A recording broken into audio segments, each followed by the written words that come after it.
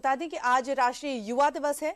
आज प्रधानमंत्री नरेंद्र मोदी विकसित भारत यंग लीडर्स डायलॉग के समापन सत्र में शामिल होंगे। इस मौके पर प्रधानमंत्री देश भर के लगभग 3000 युवाओं के साथ अंतर्राष्ट्रीय प्रवासी समुदाय का प्रतिनिधित्व करने वाले प्रतिनिधियों से बातचीत करेंगे। कार्यक्रम के दौरान प्रधानमंत्री नरेंद्र मोदी विकसित भारत यंग लीडर्स डायलॉग 2026 से संबंधित निबंध संकलन भी जारी करेंगे।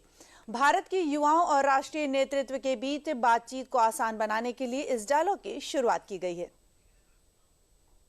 का मार्गदर्शन आज भी युवाओं को प्रेरित करता है। उन्होंने हमेशा समाज को बदलने के लिए युवाओं की क्षमता की सराहना की। उनके विचार विकसित भारत की संकल्पना को साकार करने में सहायक हो सकें, इसी उद्देश्य से हर साल उनकी जयंती के उपलक्ष्य पर राष्ट्रीय युवा दिवस मनाया जाता है, जिसके अंतर्गत विकसित भारत यंग लीडर्स डायलॉग का भी आयोजन किया जाता है। इस साल का विकसित भारत यंग लीडर्स डायलॉग 9 से 12 जनवरी के दौरान आयोजित किया गया है, जिसके समापन सत्र में प्रधानमंत्री नरेंद्र मोदी हिस्सा लेंगे। आज इस तेजी से बदलते विश्व में स्वामी विवेकानंद जी 2 संदेश हर युवा के जीवन का हिस्सा होने चाहिए। ये 2 संदेश हैं इंस्टीट्यूशन और इनोवेशन। इंस्टीट्यूशन तब बनता है जब हम अपने विचार को विस्तार देते हैं, टीम स्पिरिट से काम करते हैं। आज हर युवा को चाहिए कि वो अपनी इंडिविजुअल सक्सेस को टीम सक्सेस के रूप में विस्तार दे। यही टीम स्पिरिट टीम इंडिया के रूप में विकसित भारत को आगे ले जाएगा।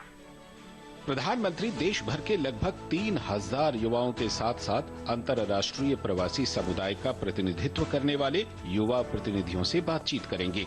चुने हुए प्रतिभागी 10 अलग अलग विषयों पर प्रधानमंत्री के सामने अपनी अंतिम प्रस्तुतियां देंगे, जिसमें वे राष्ट्रीय महत्व के मुख्य क्षेत्रों के संबंध में युवाओं के दृष्टिकोणों और कार्यान्वित किए जाने योग्य विचारों को साझा करेंगे।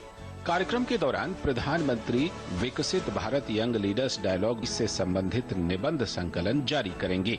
इस संकलन में युवा प्रतिभागियों द्वारा भारत की विकास संबंधी प्राथमिकताओं और राष्ट्र निर्माण के दीर्घकालिक लक्ष्यों पर लिखे गए चुने हुए निबंध शामिल होंगे।